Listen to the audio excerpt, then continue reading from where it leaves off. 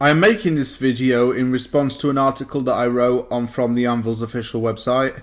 If you want to check that article out, it regards the new European Super League, my own thoughts on the league and the implications that it may have.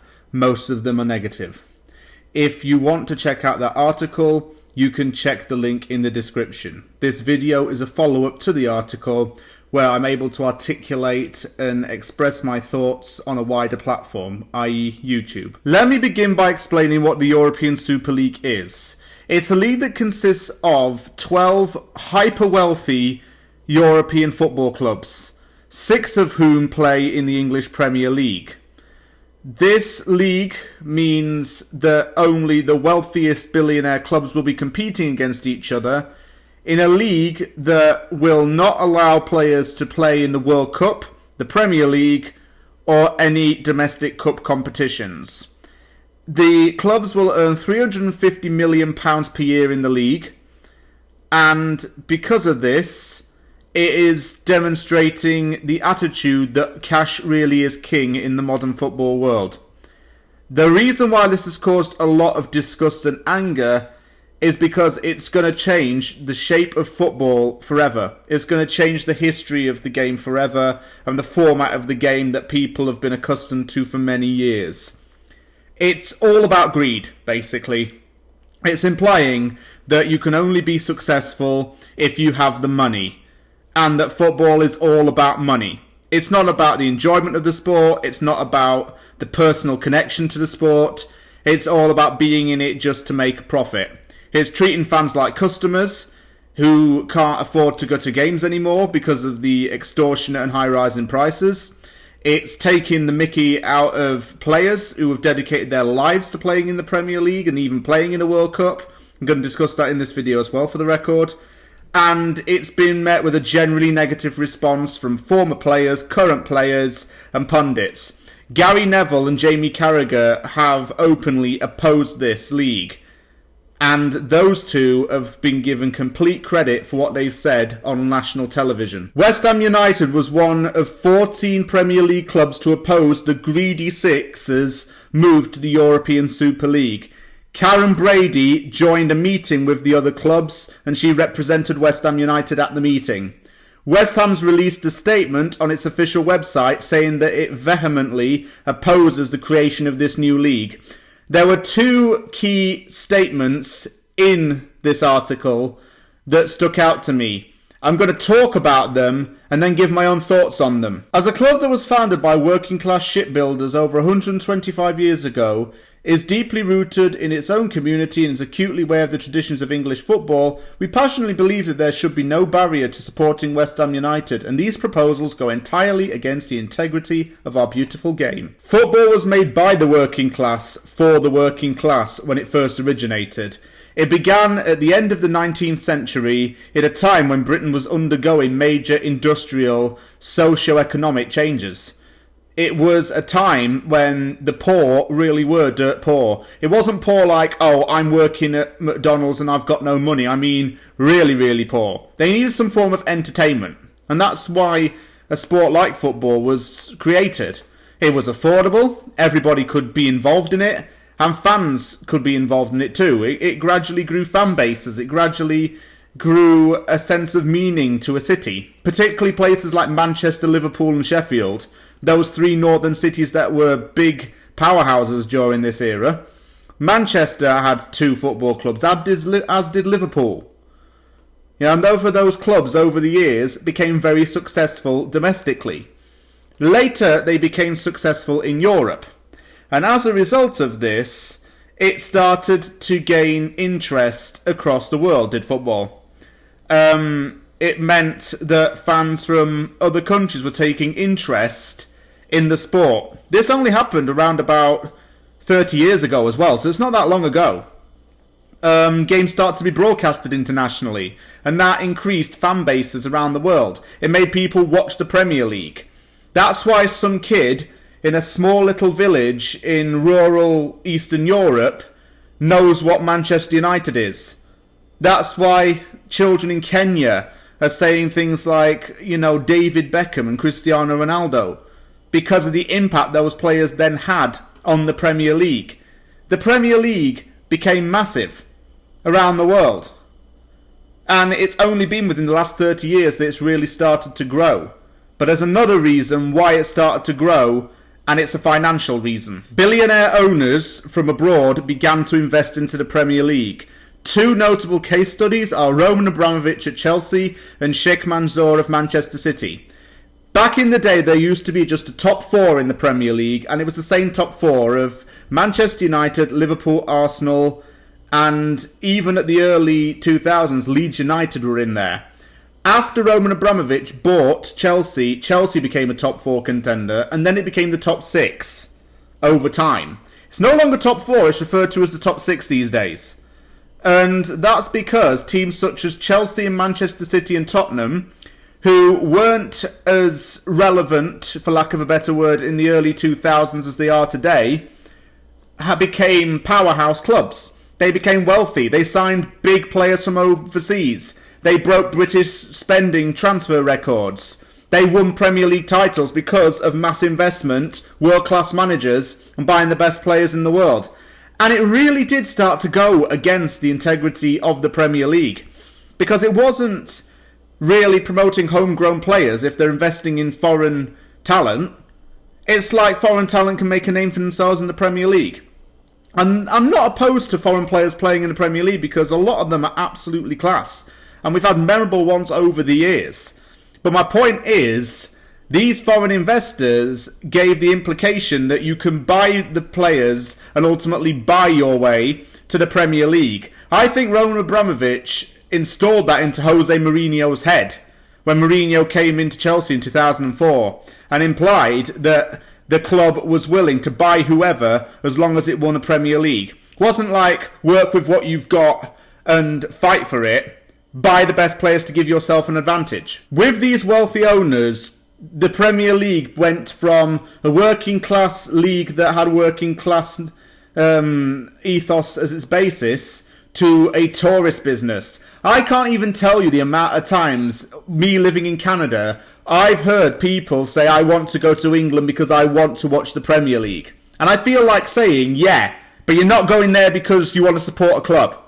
That's the sole purpose of going to any sporting venue. You go there to support your team. That's the fundamental reason why you're going, to support your team. It's not to have a little jolly day out and just to take a few photos and say, oh, I was there at this stadium, look at me, everyone. No, it's about supporting the team, because that team means something to you. And if you're a fan from abroad, you may not necessarily have that same connection as someone who was in the UK.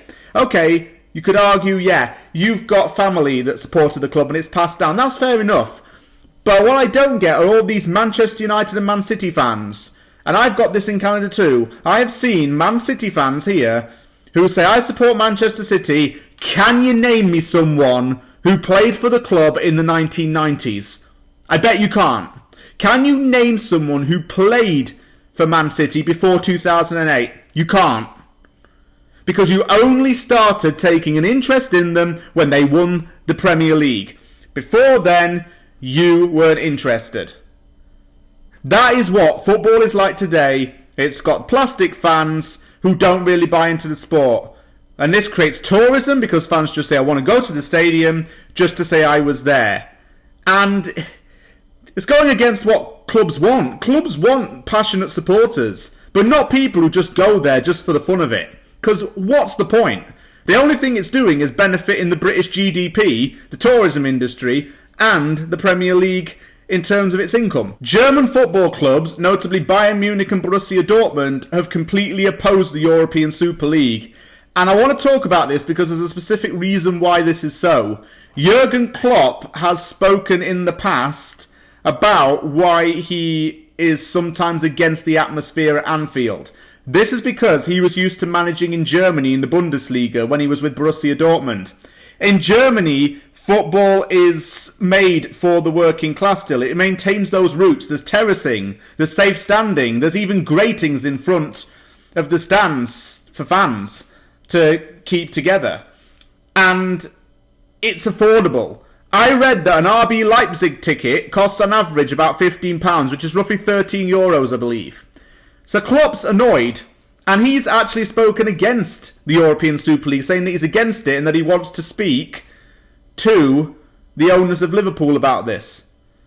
Even in Germany, it's worth pointing out that they have it spot on when it comes to club ownership. It's not just the wealthy, stinking, rich minority that make the decisions. They have the 50+1 rule, which says that fans and the board of said club must be consulting each other regarding major decisions. And it means that privatisation and private investment can never ever be involved within the club. And that's a really good way of doing it. It's a model that should be followed in other leagues because it's letting the fans, i.e. the core of the football club, have their say on matters, which is fundamental common sense if you ask me. These proposals are an attack on sporting integrity, undermine competition, and ignore those supporters, and those of the tens of thousands of clubs and millions of players from the Premier League to Sunday League who can aspire to reach the top of the game just like our 150 plus homegrown Academy of Football graduates, who came from grassroots and were developed into first team players. Footballers dream of playing the sport, no matter what level you as a footballer may play at. You could be in the Conference, you could be in League 2, you could be in a Premier League academy. You dream of playing in the Premier League. You dream of making the professional grade. Who knows, your dreams are endless. You dream of winning the World Cup. You dream of playing in the World Cup, even before that. You dream of playing against a giant FA Cup side. You dream of playing in a European competition. Those are the things that young boys dream of when they are playing football in the back garden or playing in Sunday League. It creates success stories, i.e. Jamie Vardy went from working in a medical supplies factory to lifting the Premier League and becoming a Golden Boot winner last season. Mikel Antonio went from working as a part-time lifeguard playing for Tooting and Mitchin and playing at West Ham United, a club that he used to watch when he was a kid. Things like that are wonderful success stories, and it sets good examples for players in lower leagues. It gives people of clubs a chance to dream, a chance for those giant killings like Crawley Town in their 2011 FA Cup run when they got to play Man United at Old Trafford. Those are the things that are once in a lifetime and memories that can last forever. It allows for obscure teams in Eastern Europe to play in the Champions League and do a trip to Real Madrid or Manchester United or Liverpool and say to their children and grandchildren, I was there. This is what it was like. The European Super League will not allow European competitions nor World Cup participation.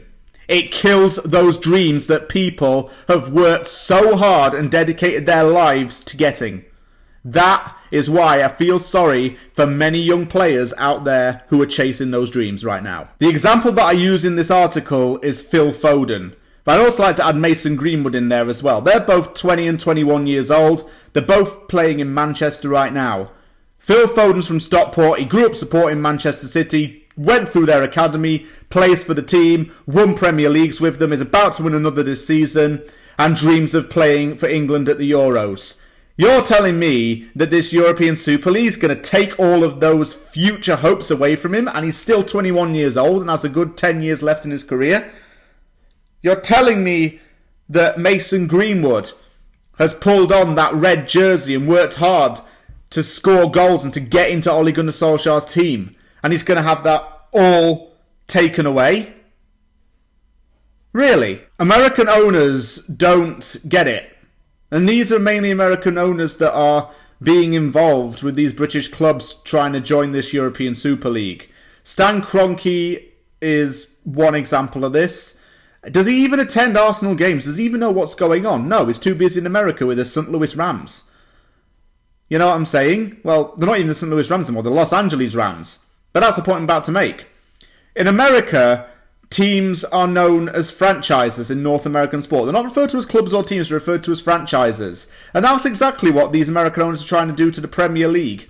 They're trying to turn it into a franchise. A franchise is something that can be marketed. And if it's being marketed, the people who are paying for it, i.e. the fans, are customers.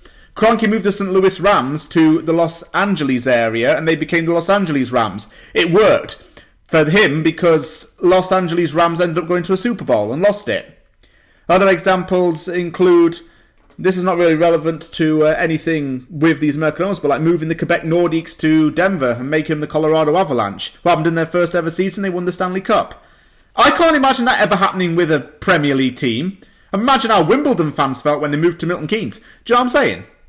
It's like, if that team moved to another city, you wouldn't want to support them anymore. And that's what this European Super League could end up making. It could make other teams move to other cities. For example, if West Ham United, let's say, moved to Glasgow, I wouldn't want to support them. I wouldn't, because they'd be moved away from London, which is where they're associated anyway, and they'd be going elsewhere. It's absolutely ridiculous. The thing is with this European Super League as well is there's no relegation or promotion. That's what makes football competitive. That's what makes it exciting. The relegation battles, the fight to win the title. American sports doesn't have relegation, it has playoffs. And you can be below par, yet still make the postseason over there. It's the same old monotonous, boring stuff. There are dynasty teams there for a reason. There's not as much competition in North America as there is in the Premier League. These American owners cannot transition what goes on in America into England. And we wanted American owners at West Ham. No, not at all. I'd rather have GSB, because although they've done a lot of damage to West Ham, they at least are footballing people. They have footballing integrity. These American owners would just sell us out even more. Let me just be clear. I am now hearing that some teams are pulling out of this European Super League. This video was just to summarise why it's a bad idea and the implications that something like this could have. It's not saying that I'm doing this because it's outdated or it's old news. It's just that I want to give my thoughts on the league in relation to an article that I have written. Thank you very much for watching this. If you liked the video, hit the like button and subscribe for more content. Take care, and I'll see you all soon.